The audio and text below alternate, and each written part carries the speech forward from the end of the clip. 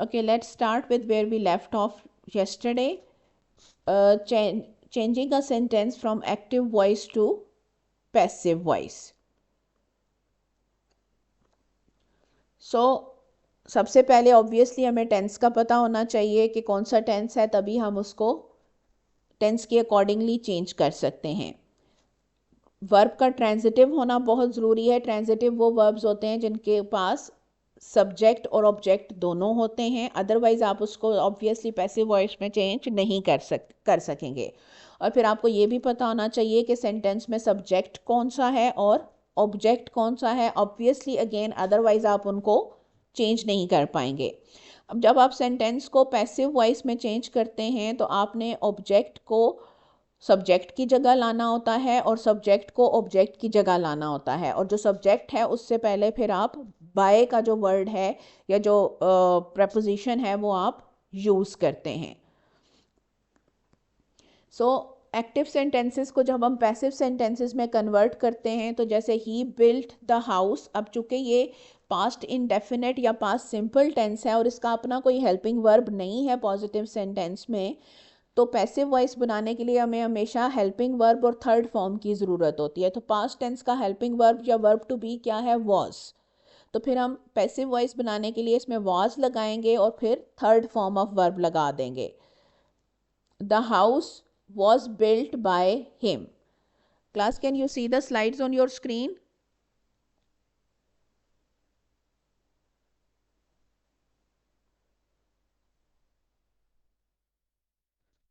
All right, so let's move on to the next one. So first of all obviously we will start with present simple tense, जिसको हम present indefinite tense भी कहते हैं। इसमें passive voice में हम कौन से हेल्पिंग वर्ब्स यूज़ करते हैं? डू और डज नहीं यूज़ करते, बिकॉज वो मॉडल वर्ब्स हैं, वो पैसिव फॉर्म में यूज़ नहीं होंगे। एम, इज़ और आर यूज़ करेंगे हम। Like he sings a song is sung by him. He does not sing a song is not sung by him. ये आपको पेपर में आते हैं, सेंटेंसेस आते हैं, आपने एक्टिव सेंटेंसेस को पैसिव सेंटेंसेस में कन्वर्ट करना होता है और पैसिव सेंटेंसेस को एक्टिव सेंटेंसेस में कन्वर्ट करना होता है। असाइनमेंट में भी आते हैं, पेपर में भी आते हैं। सो केयरफुली देखें ताकि आप इस क्वेश्चन को ईजीली सॉल्व कर सकें।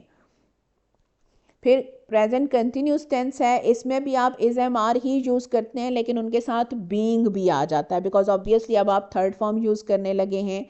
तो अगर आप बीइंग नहीं लगाएंगे तो प्रेजेंट सिंपल और प्रेजेंट कंटिन्यूस में फ़र्क क्या रह जाएगा? I am writing a letter is being written by me. अब देखें, अगर आप इसको ऐसे लिख दें, a letter is written by me, तो इसमें और फिर प्रेजेंट सिंपल टेंस के पैसिव वॉइस में तो कोई फ़र्क ही नहीं रह जाएगा ना।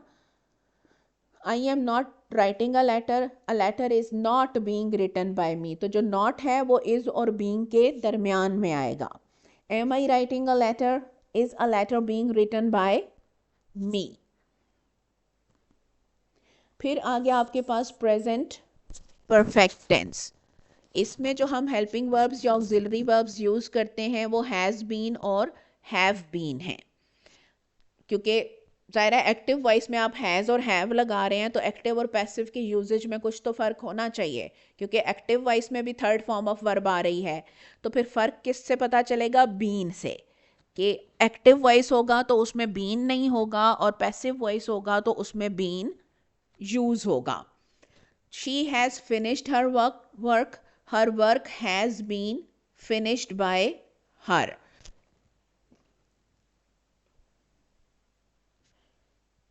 रचना, वही तो बता रही हूँ ना, बीइंग जो है वो कंटिन्यूस टेंस में यूज़ होता है। जब आपने लाइक ही इज़ राइटिंग को पैसिव वॉइस में कन्वर्ट करता है तो a letter is being written. Perfect tense है, हैज़ हैव है, तो उसके साथ बीन आएगा। बी जो है वो विल, शैल या मॉडल वर्ब्स के साथ यूज़ होता है, क्योंकि उनके साथ हम फर्स्ट फॉर्म के अलावा कोई और फॉर्म नहीं यूज़ कर सकते ना। तो हम पहले बी लगाते हैं और फिर इसके बाद थर्ड फॉर्म ऑफ वर्ब लगाते हैं, तो वहाँ पे हमें बी ई बी लगाना पड़ता है। तो बीइंग यानी B E I N G being तब लगेगा जब हम कंटिन्यूस टेंस को कन्वर्ट कर रहे होंगे। B double E N been तब लगेगा जब हम परफेक्ट टेंस को कन्वर्ट कर रहे होंगे। और BEB तब लगेगा जब हम फ्यूचर टेंस को कन्वर्ट कर रहे होंगे. I hope Rachna it is clear. If you are still confused, you can ask again.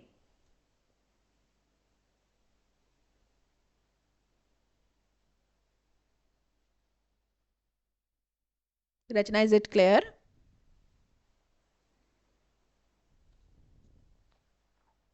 Slide number 17.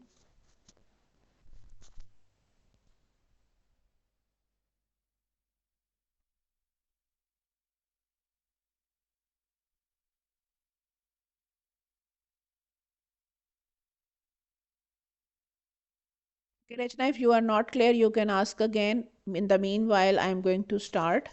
Next point. So she has finished her work. Her work has been finished by her. She has not finished her work. Her work has not been finished by her. Has she finished her work? Has her work been finished by her? Then we come to past simple tense. तो उसमें was और were जो हैं वो आपके helping verbs हैं या auxiliary verbs हैं जब आप उनका passive voice बनाएंगे. मिनहास आप स्लाइड्स अपनी खोल लें अपनी स्क्रीन पे. हम स्लाइड नंबर 17 पे हैं. यूनिट 5 की स्लाइड्स में आप लोगों को भेज चुकी हूँ. ठीक है. I killed a snake. A snake was killed by me. I did not kill a snake. A snake was not killed by me. Did I kill a snake? Was a snake killed by me? So that is how we make passive of past simple tense. And I am sending you the links to these lectures as well. तो अगर आपको किसी tense का कोई point समझ नहीं आता तो आप उसी पॉइंट पे जाएं लेक्चर के अंदर. उस पॉइंट को आप दोबारा सुन लें. आपको ज़्यादा अच्छी तरह क्लियर हो जाएगा. Okay, then we have past continuous tense. अब इसमें भी वाज और वर ही लगेंगे बट ऑब्वियसली उसको पास्ट सिंपल से डिफ्रेंशिएट करने के लिए हम बीइंग लगाएंगे. BEING being. और फॉर्म ऑफ वर्ब थर्ड ही लगेगी. किसी भी टेंस का आप पैसिव वॉइस बनाएं फॉर्म ऑफ वर्ब हमेशा थर्ड ही रहती है. He was driving a car. A car was being driven by him. He was not driving a car. A car was not being driven by him. Was he driving a car? Was a car being driven by him? Then past perfect tense. अब had के साथ हम been add कर देंगे. BEEN been. They had completed the assignment. The assignment had been completed by them. They had not completed the assignment. The assignment had not been completed by them. Had they completed the assignment? Had the assignment been completed by them?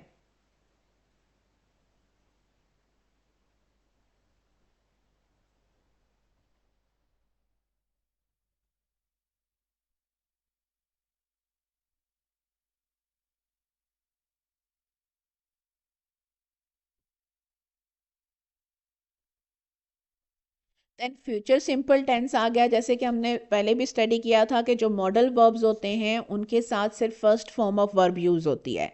और जब हम passive voice बनाते हैं तो उसमें सिर्फ third form of verb use होती है. तो अब विल जो है उसके साथ फर्स्ट फॉर्म ऑफ वर्ब आती है. पैसिव वॉइस में थर्ड फॉर्म ऑफ वर्ब आएगी. तो फिर हम उसके साथ थर्ड फॉर्म ऑफ वर्ब कैसे लगाएंगे. तो हम विल के बाद पहले बी ऐड करेंगे और उसके बाद फिर हम third form of verb add करेंगे. So she will buy a car. She will be a car will be bought by her. She will not buy a car. A car will not be bought by her. बेटा जो पूछना है वो directly पूछे ना. Will she buy a car? Will a car be bought by her? सो हम B लगा के फिर third form of verb add कर लेंगे. अब फ्यूचर कंटिन्यूस टेंस का हम पैसिव वॉइस नहीं बनाते because that becomes quite ridiculous. Like she will be buying a car will be being bought by her. So that would be pretty ridiculous. वो practically use नहीं होता।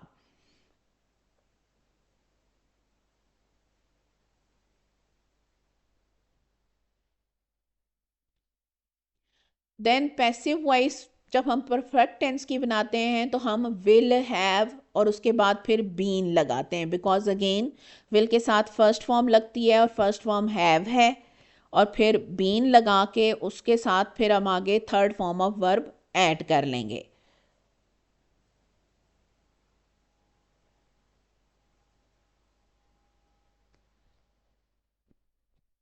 You will have started the job will have been started by you will have not started the job will not have been started by you, will you have started the job, will the job have been started by you। अब modal verbs के भी obviously आप passive sentences बनाते हैं, तो again चूंकि third form modal verbs के साथ नहीं लग सकती, तो first you will add be and then you will add third form of verb.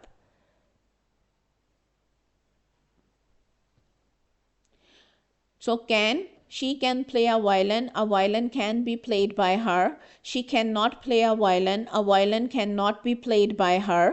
She can play a violin, can she play a violin? Can a violin be played by her? I may buy the computer may be bought by me.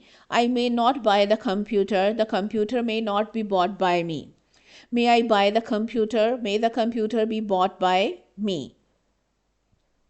Guests might play chess. Chess might be played by guests. Guests might not play chess. Chess might not be played by guests. Then we have imperative sentences, जो सबसे important है, क्योंकि ये sentences जब आप लोगों को paper में आते हैं तो आप इनके पैसिव बनाते हुए बहुत मिस्टेक्स करते हैं और फिर उसी से आपके मार्क्स जो हैं वो डिडक्ट हो जाते हैं। ठीक है, तो be very careful, listen carefully. अब जो पैसिव सेंटेंसेस होते हैं उनमें सब्जेक्ट नहीं होता सेंटेंस में, हम सिर्फ अज्यूम करते हैं, सॉरी इम्पेरेटिव सेंटेंसेस में। तो जब आप पैसिव वॉइस बनाते हैं तो आप पैसिव वॉइस में पहले लेट लगाते हैं और फिर वर्ब से पहले आप बी ऐड करते हैं, यानी सेंटेंस के स्टार्ट में आप लेट लगाएंगे और वर्ब से पहले आप बी ऐड करेंगे और वर्ब को फिर आप थर्ड फॉर्म में कन्वर्ट कर लेंगे। इम्पेरेटिव सेंटेंसेस कौन से? जिनमें कोई ऑर्डर दिया जाता है, कोई कमांड दी जाती है, कोई विश होती है और उसमें यूजली जो सब्जेक्ट होता है सेंटेंस का वो मिसिंग होता है, जैसे open the door, complete the work, turn off the television, learn your lesson. और इनको केयरफुली सुने, बिकॉज ये जब पेपर में आते हैं तो आप लोग और असाइनमेंट में आते हैं तो आप लोग यूजली इनको रॉन्ग करते हैं और फिर उसके आपके मार्क्स कट जाते हैं। So open the door, let the door be opened, complete the work, let the work be completed, turn off the television, let the television be turned off, learn your lesson, let your lesson be learnt, kill the snake, let the snake be killed, punish him, let him be punished, speak the truth, let the truth be spoken, help the poor, let the poor be helped, revise your book, let your book be revised, clean your room, let your room be cleaned. So that was active and passive voice. I hope they are clear. If there is any confusion, you can ask about it. Otherwise, I will move on to job applications and formal or business letters.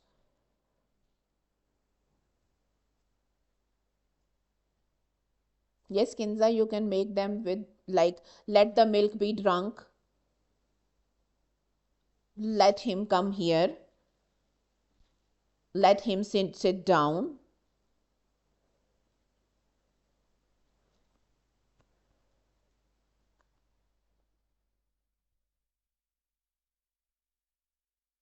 Passive voice बनाते हुए लाजमी है, active voice में बिल्कुल भी नहीं लगता late.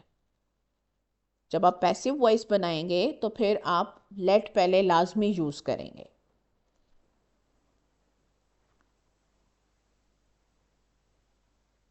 बिल्कुल, जब आप वुड या कुड लगाएंगे तो भी बी लगाएंगे, क्योंकि वो भी मॉडल वर्ब्स हैं, थर्ड फॉर्म नहीं लग सकती है उनके साथ। तो बी नहीं लगेगा तो थर्ड फॉर्म ऑफ वर्ब नहीं लगेगी, और थर्ड फॉर्म ऑफ वर्ब नहीं लगेगी तो पैसिव वॉइस कैसे बनेगा?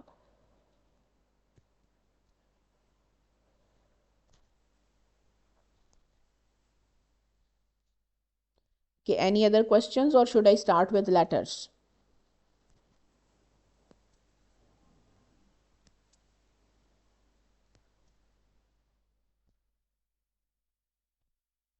चिप? फरादीवा, चिप मतलब?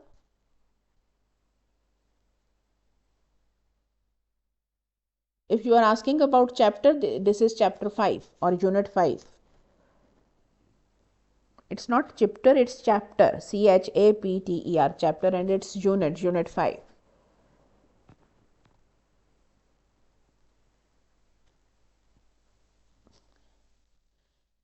And we are on slide 22.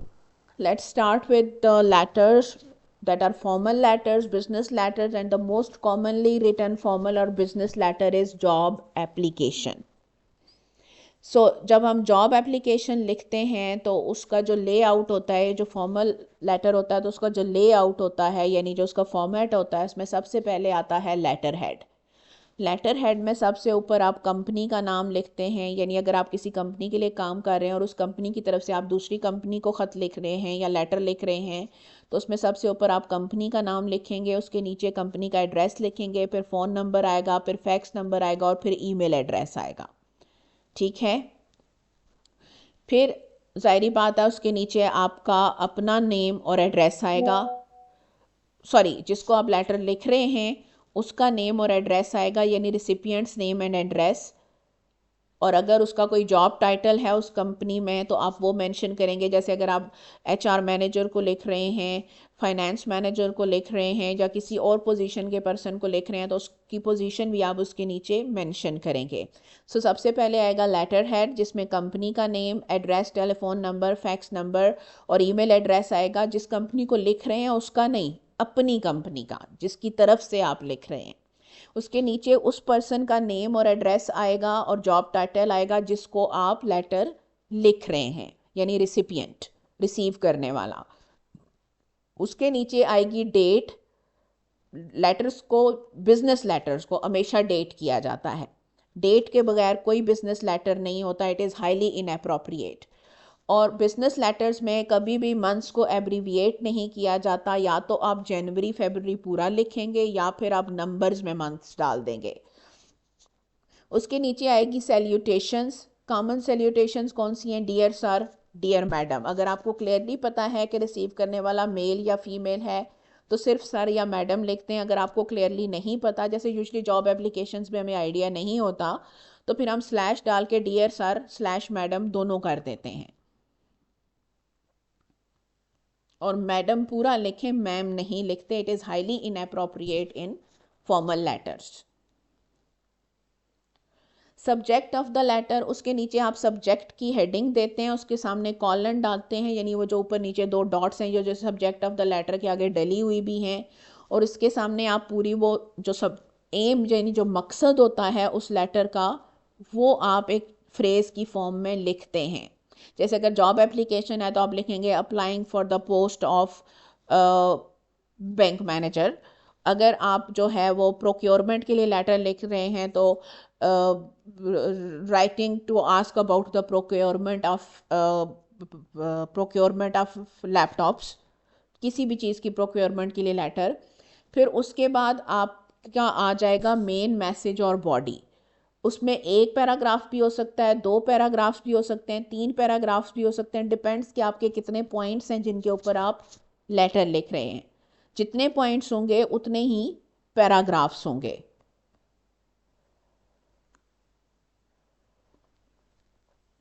फिर कम्प्लीमेंट्री क्लोज आ जाएगा, जिसमें आप योर्स फेथफुली लिखते हैं उस सूरत में अगर आप उस पर्सन को का नाम नहीं जानते जिसको आप लेटर लिख रहे हैं।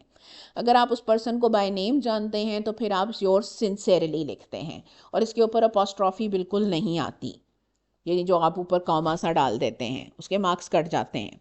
सो अगर आप उस पर्सन को बाय नेम जानते हैं तो योर्स फेथफुली, अगर बाय नेम नहीं जानते तो योर्स सिंसेरली। उसके नीचे आप अपना सिग्नेचर करते हैं और उसके नीचे आप अपना पूरा नाम लिखते हैं, आधा नहीं, फुल नेम।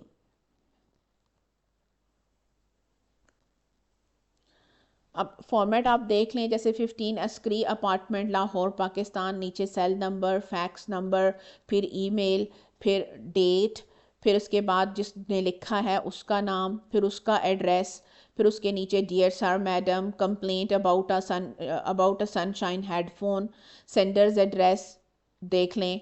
उसमें जो है कॉमर्स नहीं है बिल्कुल भी। अपना नाम आप शामिल कर सकते हैं अगर आप करना चाहें, आपकी मर्ज़ी है। सेंडर की कॉन्टैक्ट इन्फॉर्मेशन है, फिर डेट है, फिर जो रिसीव करने वाला है उसका एड्रेस और नेम शामिल है, फिर सैल्यूटेशन है यानी डियर सर मैडम, और फिर obviously subject of the letter है यानी complaint about a Sunshine headphone. उसके बाद पैराग्राफ 1, पैराग्राफ 2, पैराग्राफ 3, फिर कम्प्लीमेंट्री क्लोज यानी योर सिंसेरली, फिर सिग्नेचर की लाइन और फिर नीचे फुल नेम। फेथफुली और सिंसेरली में यही डिफरेंस है कि फेथफुली आप तब लिखते हैं जब आप उस पर्सन को बाय नेम ना जानते हों, और सिंसेरली आप तब लिखते हैं जब आप उस पर्सन को बाय नेम जानते हों। ये कन्वेंशन है सिर्फ, और कोई डिफरेंस नहीं है दोनों में। इट्स जस्ट अ कन्वेंशन कि आपने किस सिचुएशन में फेथफुली यूज़ करना है और किस सिचुएशन में सिंसेरली यूज़ करना है।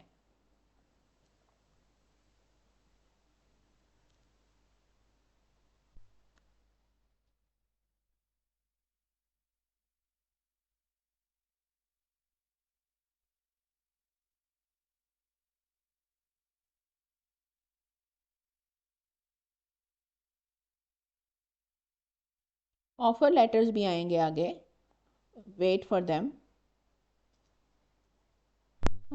One of you asked about full stop, but I think that message is gone up. So you should ask again so that I could see it. Anyways,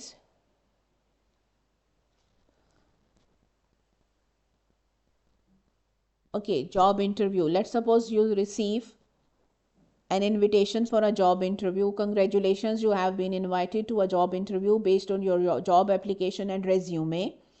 Resume जिसको हम CV कहते हैं. CV stands for curriculum vitae. Resume obviously stands for resume.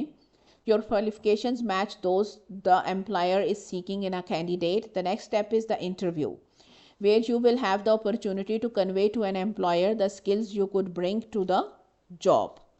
Slide number 26 आप अपने पास खोल लें. Remember that an interview is a two-way street. It is a chance for you to get to know each other and to assess if this position and firm is a good one.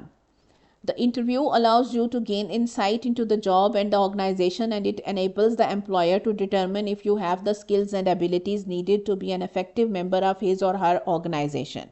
तो जो interview होता है वो सिर्फ employer को ही ये help नहीं करता जानने में कि आप सूटेबल कैंडिडेट हैं कि नहीं, वो आपको भी हेल्प करता है ये जानने में कि वो ऑर्गेनाइजेशन आपके लिए सूटेबल है या नहीं।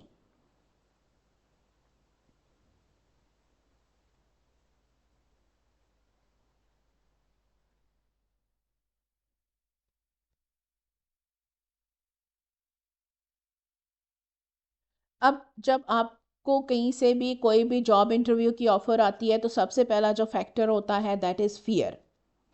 हम अफ्रेड फील करते हैं, हम नर्वस फील करते हैं, हम एंक्शस फील करते हैं।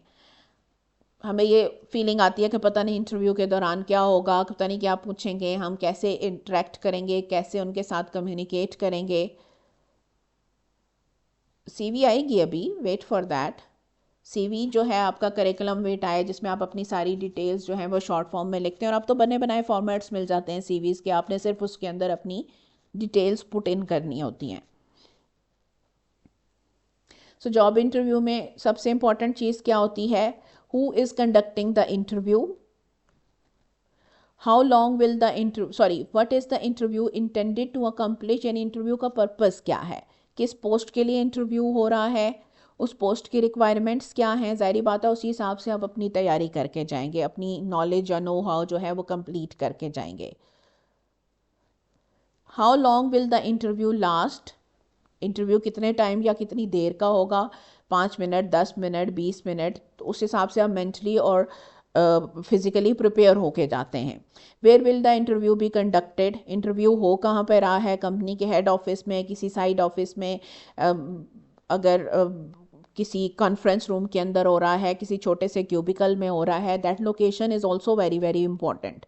How will I be evaluated, फिर ये अगर आपको पता हो कि जब आप इंटरव्यू देंगे तो वो लोग आपको किन किन अकम्प्लिश यानी अचीव क्या करना चाह रहे हैं, मकसद क्या है उसका। सो आपकी एवेल्यूएशन का क्राइटेरिया क्या होगा, यानी कौन कौन सी चीज़ों की बेस पे आपको जज किया जाएगा, तो उससे भी आपको अपने फियर फैक्टर को कंट्रोल करने में काफ़ी हेल्प मिलती है।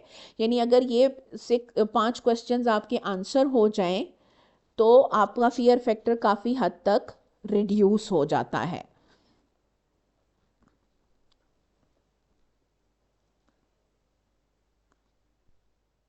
अब इंटरव्यूज़ की जो टाइप्स हैं उनमें जो सबसे ज़्यादा यूज़ होने वाली टाइप है वो 1-on-1 है, यानी 2 लोग होते हैं, एक पर्सन इंटरव्यू कर रहा होता है और दूसरा इंटरव्यू दे रहा होता है, या समटाइम्स एक पूरा पैनल भी इंटरव्यू ले रहा होता है और एक इंटरव्यू का कैंडिडेट बैठा होता है और वो डायरेक्टली उससे क्वेश्चंस करते हैं और वो आगे से जवाब दे रहा होता है। सो एक तो इनफॉर्मल इंटरव्यूज़ होते हैं, फिर स्ट्रक्चर्ड इंटरव्यूज़ होते हैं और फिर अनस्ट्रक्चर्ड इंटरव्यूज़ होते हैं, यानी 3 तरह के इंटरव्यूज़ होते हैं। 1-on-1 यानी आमने सामने, फेस टू फेस। तो जब आप इनफॉर्मल इंटरव्यू होता है तो उसमें इंटरव्यूअर क्या करता है, वो उसको एक जनरल आइडिया होता है कि क्या पूछना है उसने, लेकिन फर्स्ट क्वेश्चन के बाद जो कन्वर्सेशन है वो किसी भी डायरेक्शन में जा सकती है। यानी जो इंटरव्यू करने वाला होता है वो पहले से कोई क्वेश्चंस प्रिपेयर करके नहीं आया होता, वो बस बातचीत स्टार्ट करता है, फिर क्वेश्चंस करता चला जाता है और उन्हीं क्वेश्चंस में से और क्वेश्चंस निकलते जाते हैं और बातचीत आगे होती चली जाती है। उसको हम कहते हैं इनफॉर्मल इंटरव्यू। फिर होता है स्ट्रक्चर्ड इंटरव्यू, उसमें पहले से ही जॉब रिक्वायरमेंट के हिसाब से इंटरव्यूअर के पास क्वेश्चंस मौजूद होते हैं, या तो उसने खुद प्रिपेयर किए होते हैं या उसको प्रोवाइड किए गए होते हैं कंपनी की तरफ से, और वो एग्जैक्ट उन्हीं क्वेश्चंस को पूछता है और जो कैंडिडेट होता है, in other words her candidate से वही क्वेश्चंस किए जाते हैं। अब लेट्स सपोज कि आप किसी स्ट्रक्चर्ड इंटरव्यू में जा रहे हो तो उसमें लोगों को बड़ा एडवांटेज ये मिल जाता है कि जो उनसे पहले इंटरव्यू दे के आए होते हैं, हम उनसे अक्सर इन्फॉर्मेशन ले जाते हैं और हम मेंटली प्रिपेयर्ड हो जाते हैं क्वेश्चंस के लिए, क्योंकि ये क्वेश्चंस पूछे जा रहे हैं तो let's be prepared. Informal interview खुद एक टाइप है, 3 टाइप्स हैं, इनफॉर्मल, स्ट्रक्चर्ड और फिर अनस्ट्रक्चर्ड। इनफॉर्मल में इंटरव्यूअर ने पहले से कोई क्वेश्चंस प्रिपेयर नहीं किए होते, वो बस जॉब से रिलेटेड या आपकी एजुकेशन से रिलेटेड क्वेश्चंस करता जाता है जो उसके जहन में आए, और बातचीत से जो आगे क्वेश्चन निकलता जाए वो करता जाता है। स्ट्रक्चर्ड में पहले से क्वेश्चंस प्रिपेयर किए हुए होते हैं और हर कैंडिडेट से वही क्वेश्चंस किए जाते हैं। अनस्ट्रक्चर्ड में क्या होता है कि पहले 1-2 क्वेश्चंस के बाद जो है वो इंटरव्यूअर जो है वो सुकून से पीछे बैठ जाता है और फिर वेट करता है कि कैंडिडेट अब आगे क्या करेगा, यानी वो कैंडिडेट की बातों से या उसके एक्शन से फिर जो फर्दर चीज़ें हैं वो निकालता जाता है। फिर एक और टाइप जो है इंटरव्यू की, यानी ये तो 1-on-1 इंटरव्यू हो गया ना, और उसकी फिर 3 सब टाइप्स हो गई। 1-on-1 इंटरव्यू सबसे ज़्यादा यूज़ होता है, इसकी 3 टाइप्स हैं, इनफॉर्मल, स्ट्रक्चर्ड और अनस्ट्रक्चर्ड। फिर दूसरा कौन सा है, ग्रुप इंटरव्यूज़। इसमें एक टाइम पे एक से ज़्यादा लोगों के साथ मतलब एक से ज़्यादा लोगों का इंटरव्यू इकट्ठे किया जाता है।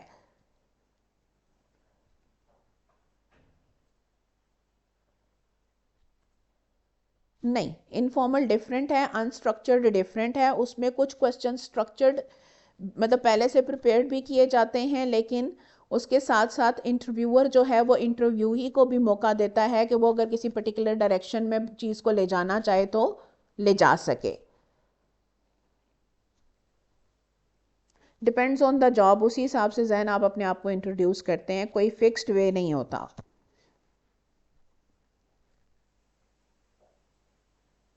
इसमें क्या होता है, जैसे साइकोलॉजिकल एवेल्यूएशंस होती हैं सीएसएस में, जो आईएसएसबी में होती हैं, कि एक पूरी ग्रुप को बिठाया जाता है, उनको डिफरेंट टास्क दिए जाते हैं, फिर देखा जाता है कि ये लोग टीम के अंदर कैसे मिलजुल के काम करते हैं, और उनकी टीम में काम करने की एबिलिटी को एवेल्यूएट किया जाता है, तो उनको कहा जाता है ग्रुप इंटरव्यूज़। अनस्ट्रक्चर्ड में इंटरव्यूअर एक दो क्वेश्चंस करता है, फिर वो इसके बाद इंटरव्यूई को मौका देता है कि जो वो जवाब दे रहा है उनके अंदर से वो खुद से भी नए क्वेश्चंस निकाल सकता है, और फिर वो इंटरव्यूई को भी मौका देता है कि अगर इंटरव्यूई ने खुद कोई क्वेश्चंस करने हैं तो वो उससे क्वेश्चंस, यानी इंटरव्यूअर से अगर वो कोई क्वेश्चंस पूछना चाहता है तो वो भी पूछ ले, क्योंकि आप जॉब के बारे में क्या जानना चाहते हैं और क्या नहीं जानना चाहते, उससे भी इंटरव्यू करने वाले को काफ़ी हद तक आपके सूटेबल या अनसूटेबल होने का आइडिया हो जाता है।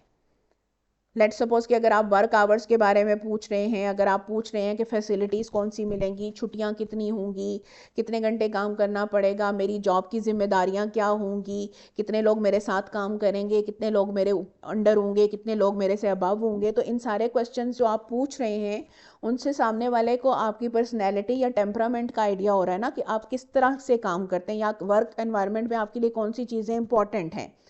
तो इस तरह से वो आप पे छोड़ देता है इंटरव्यू लेने वाला कि आप उससे क्वेश्चंस करें और उन क्वेश्चन से वो आपको जज करे। सो आई होप वजीहा आपको अब अनस्ट्रक्चर्ड क्लियर हो गया होगा।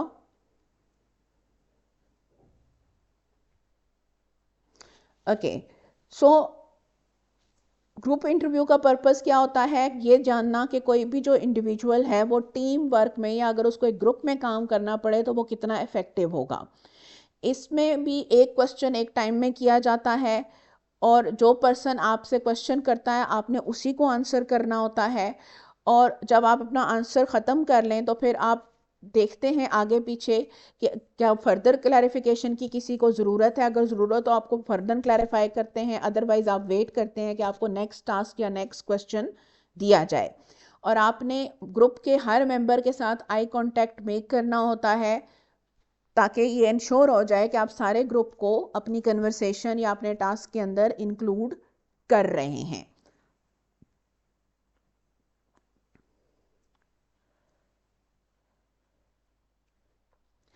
अब जॉब इंटरव्यू जो है, आपका जो जॉब सीकिंग का जो प्रोसेस होता है उसमें ज़ाहिर बात है सबसे पहले आप जॉब के लिए अप्लाई करते हैं, तो उसमें आप अपनी सीवी देते हैं, कवर लेटर देते हैं और जॉब एप्लीकेशन देते हैं। उसके बाद जो सबसे इम्पॉर्टेंट स्टेप होता है वो इंटरव्यू का होता है। जब आपको इंटरव्यू के लिए बुलाया जाता है तो वो 5, 10, 15, 20 मिनट जो होते हैं वो डिटरमिन करते हैं कि whether you will get the job और नॉट। तो ये सबसे इम्पॉर्टेंट 20-30 मिनट्स होते हैं आपकी जॉब सीकिंग एफर्ट्स के, और इसी में ही आपकी जितनी प्रेपरेशन है, आपकी एजुकेशन है, वो जो है वो उसकी जो यूँ कह लें कि वो सारी की सारी जो है वो यूटिलाइज होती है इसके अंदर, और इस यहीं पे आपके करियर का या तो दरवाजे खुलते हैं या बंद हो जाते हैं। तो आपके जो गोल्स हैं जॉब इंटरव्यू के, या एक अच्छे जॉब इंटरव्यू के जो गोल्स हैं वो क्या होते हैं, सबसे पहले तो ये कि जॉब ऑफर हासिल करना, और दूसरा ये कि एक अच्छी रिवॉर्डिंग स्टिम्युलेटिंग जॉब हासिल करना, यानी जॉब ऑफर भी हासिल करना और फिर एक ऐसी जॉब की ऑफर हासिल करना जो आपके लिए स्टिम्युलेटिंग और रिवॉर्डिंग भी हो, यानी वो जॉब जो आप एक्चुअली हासिल करना चाहते हैं। और जो इंटरव्यू कर रहा होता है उसका गोल क्या होता है कि एक ऐसा कैंडिडेट चूज़ करना जो उस जॉब को कर सकता हो, जो उस जॉब को करने के लिए विलिंग हो, और जो बाकी कम एम्प्लॉयज़ के साथ मिलजुल के काम कर सकता हो, यानी उसमें उस जॉब को करने की एबिलिटी भी हो, उस जॉब को करने की विलिंगनेस भी हो, और जो बाकी एम्प्लॉयज़ के साथ मिलकर एक टीम की तरह काम भी कर सकता हो।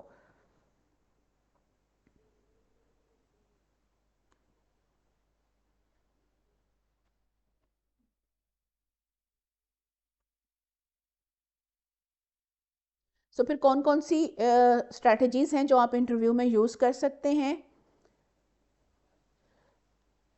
सबसे पहले तो जिस कंपनी का में आप इंटरव्यू देने जा रहे हैं उसके बारे में एडवांस नॉलेज लेके जाएं कि ये कंपनी क्या है, ये करती क्या है, कब बनी थी, इसमें कितने लोग इन्वॉल्व हैं, इसके पर्पसेस क्या हैं, कैसे ये काम करती है। हर जितनी इन्फॉर्मेशन आप उसके बारे में ले सकते हैं, उसमें काम करने वाले लोगों के बारे में, इंटरव्यू करने के वाले के बारे में जितनी आपको पॉसिबली मिल सकती है उतनी आप लेके जाएं।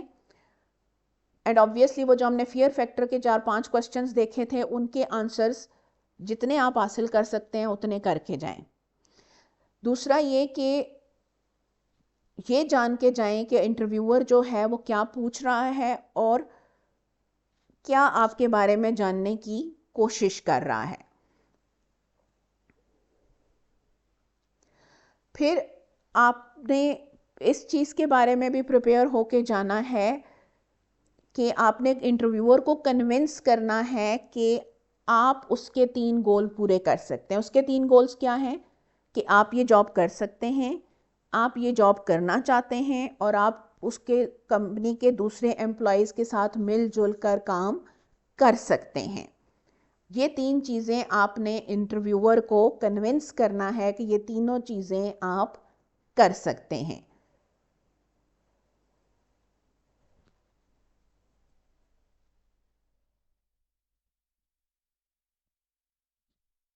Zephyr, not necessarily. Depends on the company that you are trying to apply and on your qualifications and how well you express yourself in your interviews and resumes. Life में कोई भी चीज़ एब्सोल्यूट नहीं होती। Most interviews are pleasant and friendly, try to enjoy it. Usually जब लोग आपका interview कर रहे होते हैं तो उनका पर्पज़ आपको इंसल्ट करना, आपको तंग करना, आपको कंफ्यूज करना नहीं होता। इंटरव्यू की एनवायरनमेंट्स यूजली बहुत फ्रेंडली होती हैं। लोग बहुत प्लेजेंट वे में, बहुत फ्रेंडली वे में इंटरव्यू करते हैं। वो कभी भी इंसल्ट करने या मजाक उड़ाने की कोशिश नहीं करते, इनकरेज करने की ही कोशिश करते हैं। So usually interview environments are quite friendly.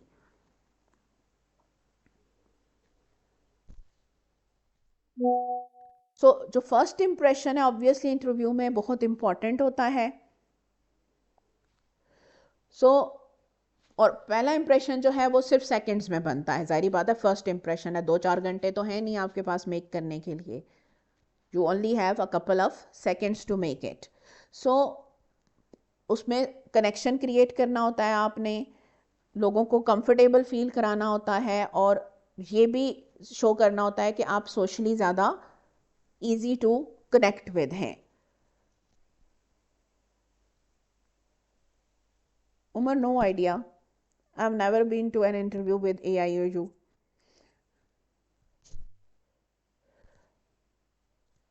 30 seconds के अंदर अंदर जो है वो फर्स्ट इंप्रेशन बिल्ड होना शुरू हो जाता है।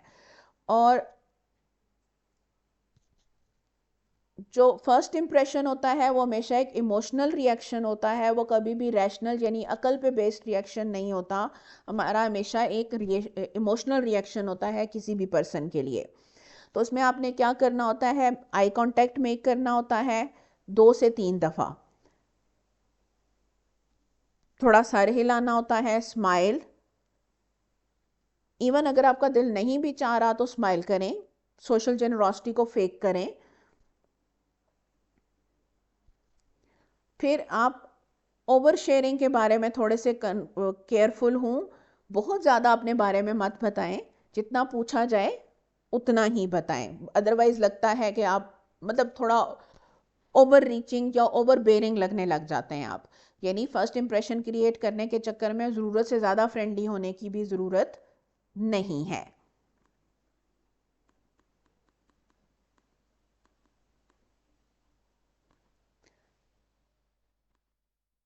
सो कॉमन क्वेश्चंस और आंसर्स कौन से हैं? Tell me about yourself, highlight your background as it relates to particular job, in what ways will your education or training help you in this position, demonstrate your capacity to make practical application of formal knowledge and training, why did you specialize in your particular field, solicit clues about basic value system, tell me about a problem you solved on your previous job.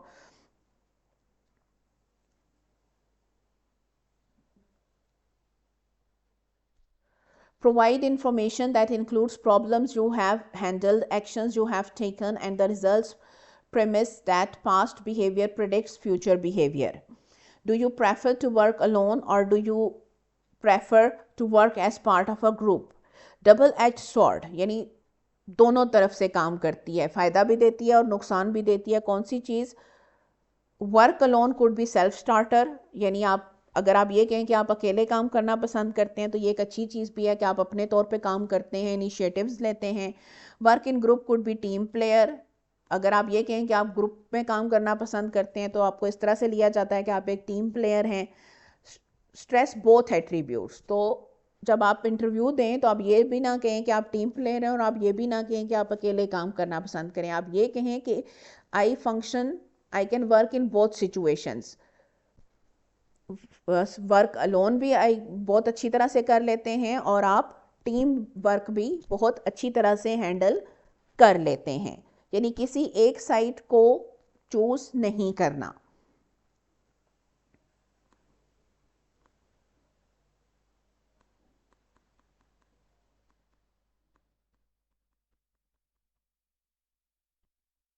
What do you know about our company? Use company research. उस company के बारे में मालूमात लेके जाएं। Why are you interested in working for this company? Relate your skills to what you know about the company, यानी जो आपकी skills हैं उनको उस कंपनी के साथ relate करें। Second point on page 31. Aren't you a bit late?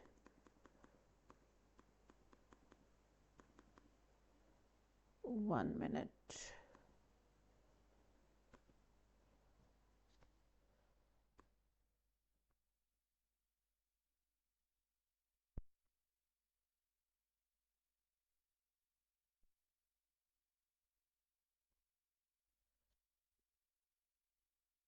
It's all about connecting, bond with people in order to put them at ease. You will be more socially desirable.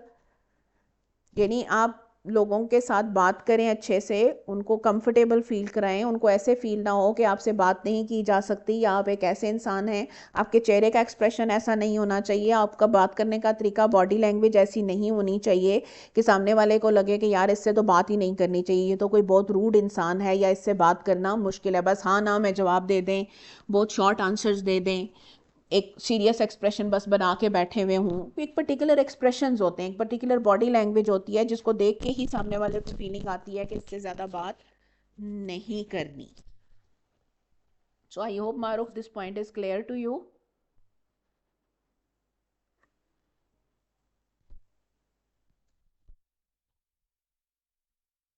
Of course बुरा तो जाएगा ही कि आप company में job के लिए apply करने आ गए हैं और आपको उस कंपनी के बारे में पता कुछ भी नहीं है।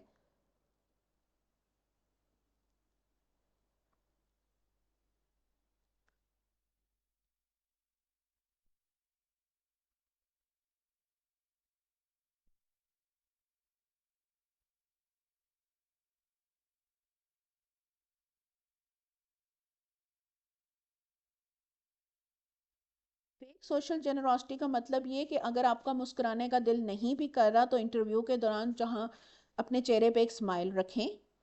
आपका थैंक यू कहने का दिल नहीं भी कर रहा तो थैंक यू कहें जहाँ कहना सोशली डिज़ायरेबल है। अगर आपका वेलकम कहने का दिल नहीं भी कर रहा तो जहाँ सोशली डिज़ायरेबल है वहाँ वेलकम कहें। परमिशन लेने का दिल नहीं भी कर रहा तो वहाँ पे परमिशन लें, चाहे आपका दिल कर रहा है या नहीं कर रहा। Yes then sort of acting, लेकिन इतनी एक्टिंग भी नहीं। इट्स जस्ट दैट कि सोशल कर्टिसीज होती है ना, और अक्सर हम उस सोशल कर्टिसी के मूड में नहीं होते या हमारा मूड अच्छा नहीं होता, लेकिन इसका ये मतलब थोड़ी है कि हम सामने वाले को भी शो करें कि हमारा मूड अच्छा नहीं है। स्पेशली जब आप कहीं जॉब के लिए अप्लाई करने गए हैं तो वो कौन से आपके रिश्तेदार हैं कि आपके नखरे उठाएंगे।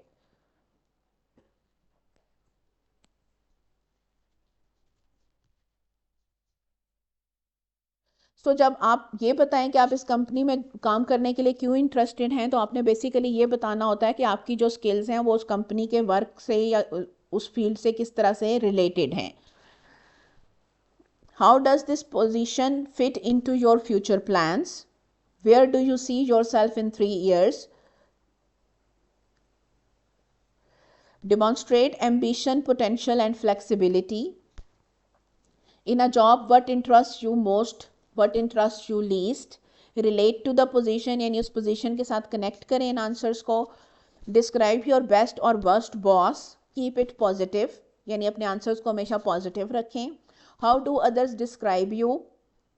The personal traits and characteristics, उसके लिए adjectives तैयार करके जाएं.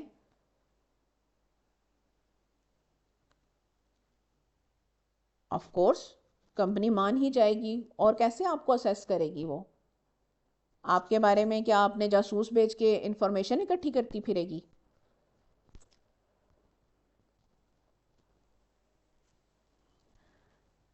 What do you consider your single most noteworthy accomplishment in your last job? तो ये वो सारे कॉमन क्वेश्चंस हैं जो पूछे जाते हैं इंटरव्यूज़ में और जिनके आंसर्स आप मेंटली प्रिपेयर करके जा सकते हैं. Your class time ends at 10:30.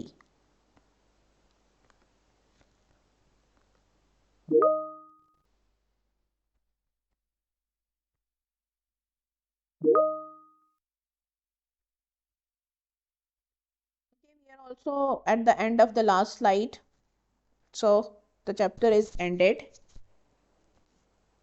If you have any questions, we can discuss them tomorrow. Tomorrow we will start with unit 7. So if you don't have any questions, we can end this session.